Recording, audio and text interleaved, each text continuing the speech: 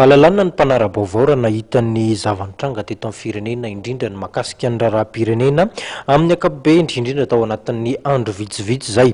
Tsy tokony hahagaga izany, ory zareo avy eo anivon'ny Hetsika Akipa Laika FVJ Ministry raha toka miseho izao zava-misy izao. Izy ireo moa dia nanambara fa vokatry ny faminaniana ara-baiboly eo amin'ny sehatry ny politika ny toe-karena ny zava-misy iainana amin'izao fotoana izao.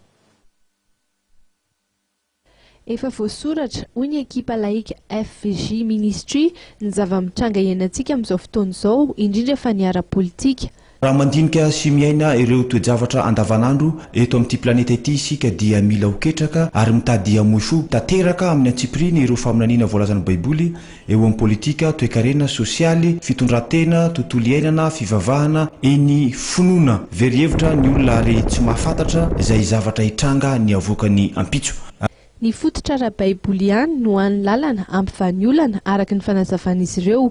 Ny baiboly dia mitahiry ireo faminaniana avy amin'ny Andriamanitra ho an-taranak'olombelona lavo mba hitsilo ny lalany sy hanazavany diany mba tsy raparapa ao anatin'ny aizina sy hino ireo onony foana amin'izao vaninandro izao. Isy araka izany ny seminera ivoasan'izy ireo misimisy kokoa izany foto-kevitra ara-baiboly izany. Zany seminera zany dia ho tanterahana manomboka amin'ny alakamisy fa 7 volana May isaky ny takariva amin'ny 10 ora hatramin'ny 1 orany sasany ao amin'ny bâtiment Lolani Green University eo Isoraka.